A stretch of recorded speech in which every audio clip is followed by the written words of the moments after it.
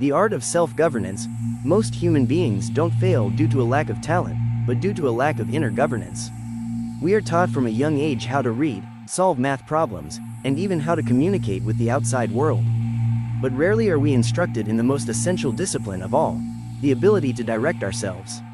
Overcoming a bad habit is not simply about quitting a harmful behavior. It's a voluntary restructuring of the system we operate with on a daily basis. It requires recognizing, honestly and without drama, that much of our behavior is driven by automatic mechanisms that avoid effort, seek immediate pleasure, and flee from any form of discomfort. Bad habits do not settle in because we are weak, but because we have not consciously designed stronger alternatives. A habit is not broken by willpower alone. It is transcended through substitution, replacing the reactive with the deliberate, the automatic with the intentional. To govern oneself is to observe oneself. To ask, without judgment but with rigor, what do I do daily that distances me from who I want to become? What pattern do I repeat, even knowing it harms me? What kind of mental structure sustains that pattern? Transformation does not begin with a great emotional revolution, but with small, sustained, almost invisible decisions. Choosing to wake up at the agreed time, closing a browser tab when distraction arises, speaking with respect in moments of frustration, keeping promises made to oneself, even when no one is watching. That is self-governance, that is character, and a person of character is not defined by what they achieve externally, but by what they are able to sustain internally. Principles, consistency, silence amidst the noise, focus in the face of the urge to escape. There are no shortcuts. There is only the art of learning to inhabit effort with dignity. Whoever conquers their habits, conquers themselves. And no project, career, company, or nation can endure without individuals who have been forged in that quiet, daily conquest. Distinguishing between impulse and will. We live in a time where immediacy has been given the status of a virtue, and doing what one feels has quietly replaced doing what one must. This confusion has weakened entire generations, incapable of distinguishing between impulse and will, two human forces that may look alike on the surface, but differ completely at their core. Impulse is born from the body, from urgency, from fleeting emotion. It is an automatic reaction, requiring no thought, no judgment, no discernment. It arrives uninvited, like the urge to check your phone while studying, the need to open the fridge when anxious, or the impulse to quit a task the moment it becomes uncomfortable. Impulse is the offspring of emotional inertia. It seeks what is easiest, most pleasurable, most immediate, and when it becomes habitual, it ends up governing the lives of those who never pause to examine it. Will, on the other hand, is the art of sustaining a decision beyond fluctuating desire. It does not rely on the body or emotion, it relies on purpose. Where impulse seeks comfort, will seeks coherence. Will is doing the right thing even when the easy option is right there. It's returning to the book when your mind wants to wander. It's saying no when your whole body begs for a yes to what you already know won't serve you. It's calmly envisioning the long term, even when the present hurts. Like any moral muscle, will is not born strong, it is exercised. And it can also atrophy. Each time you give in to impulse, you reinforce the cycle of automatism. Each time you hold to a conscious choice, you add another layer to your character. The essential difference lies here. Impulse demands gratification. Will builds direction. A life governed by impulse tends toward distraction, regret, and self-sabotage disguised as freedom. A life led by will is not necessarily easy, but it is stable, dignified, and profoundly free. Because there is one thing that impulse can never give you: the self-respect that is earned only when you follow through on what you decided, even when you didn't feel like it. Distinguishing between impulse and will. We live in an age where immediacy has gained the status of a virtue, and doing what one feels has quietly replaced doing what one ought to do. This confusion has weakened entire generations, incapable of distinguishing between impulse and will, two human forces that look similar in form, but are fundamentally opposed in essence. Impulse is born from the body, from urgency, from fleeting emotion.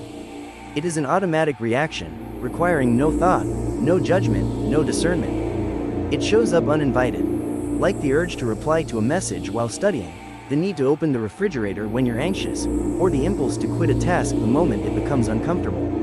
Impulse is the child of emotional inertia. It seeks what is easiest, most pleasurable, most immediate, and when it becomes a habit, it ends up governing the lives of those who never stop to observe it. Will, on the other hand, is the art of sustaining a decision beyond fluctuating desire. It does not rely on the body or emotion, it relies on purpose. Where impulse seeks comfort, will seeks coherence. Will is doing the right thing even when the easy option is available.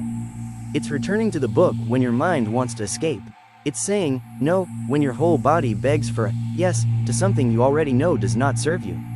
It's looking at the long term with serenity, even when the present hurts. Like any moral muscle, will is not born strong. It is trained, and it also atrophies. Each time you give in to impulse, you strengthen the cycle of automatism.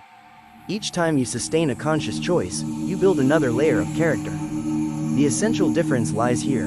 Impulse demands gratification. Will builds direction. A life governed by impulses tends toward distraction, regret, and self-sabotage disguised as freedom. A life led by will is not necessarily easy, but it is stable, dignified, and deeply free. Because there is one thing impulse can never give you: the self-respect that is only earned when you follow through on what you decided, even when you didn't feel like it. Chapter 3. Habit as the architecture of character. Everything you repeat shapes you. Everything you tolerate does too. If character were a building, habits would be the invisible bricks that hold it up. The way you dress your day, minute by minute, silently declares where you're headed and who you're becoming. Even if you don't notice it, you're practicing being someone every day. More distracted or more focused, more disciplined or more reactive, more coherent or more contradictory. The question isn't whether you have habits, but whether your habits are aligned with the person you say you want to be. A habit is not a random action. It's pedagogy of the soul. It's about what you're training when you're not aware of it, when there's no audience, when no one is watching. And that's precisely why it's so powerful, because it silently shapes you. It forms deep structures that condition your future decisions. In other words, habit is character under construction. Many seek results without examining the routines they repeat daily. They want high goals, but live by low practices. They want clarity, but sow confusion. Habit is honest. It gives you exactly what you consistently repeat. Acquiring new habits is not a matter of motivation. It's a matter of structure. No one changes their life through an emotional impulse, but through creating an environment that makes what once seemed impossible feel natural. It's easier to repeat a bad habit in an environment that rewards it than to sustain a good habit in one that sabotages it. That's why cultivating conscious habits requires designing daily rituals, protective schedules, and small decisions that become second nature over time. Routine is not the enemy of freedom, it is its foundation. Because a mind without structure ends up a slave to the most immediate desire. Big changes are not announced with fireworks. They are built with the radical simplicity of someone who decides, every day, to repeat what transforms them. You are what you practice. The rest is shapeless intention. Chapter 4. Time as the stage of the soul. Nothing reveals a person's inner state more clearly than their relationship with time. We're not speaking of chronological time, the one measured by clocks and ruled by mathematical regularity, but of lived time. That invisible substance we inhabit at every moment, which we feel as haste or fullness, as anxiety or contemplation. Time is not just a resource, it is a reflection of consciousness. The wise do not have more hours than the foolish, they just inhabit them differently. While one lives in reaction, the other lives in choice.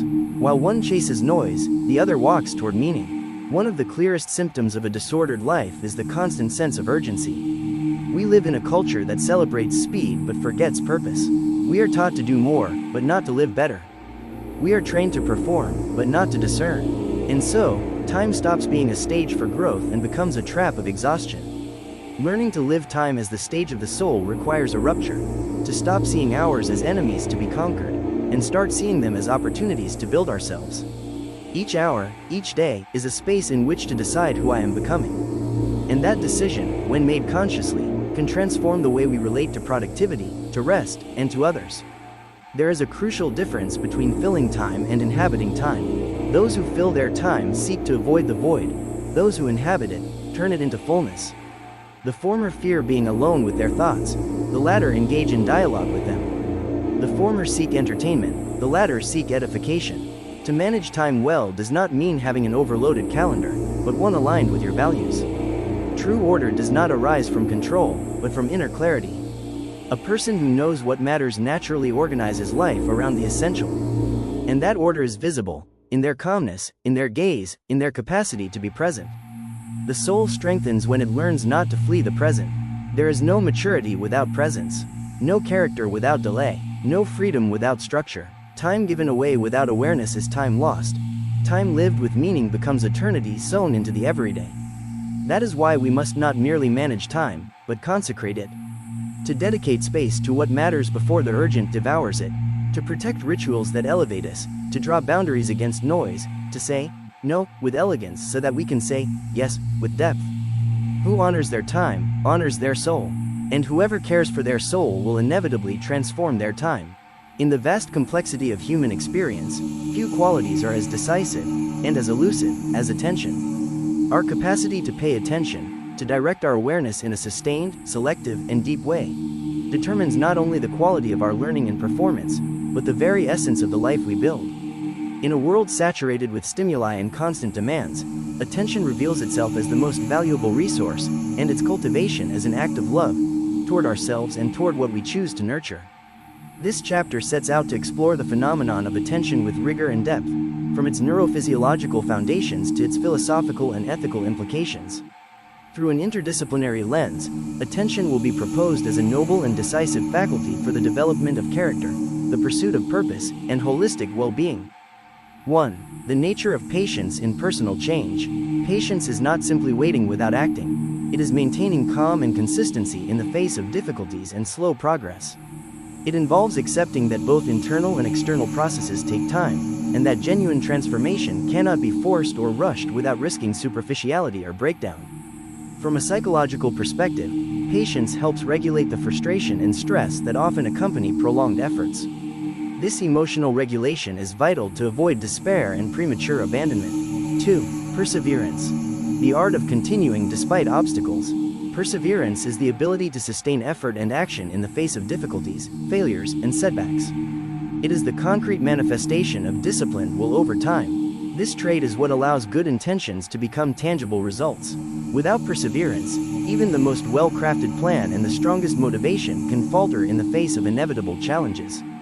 3. Patience and perseverance in habit formation. Habit formation is a gradual and nonlinear process.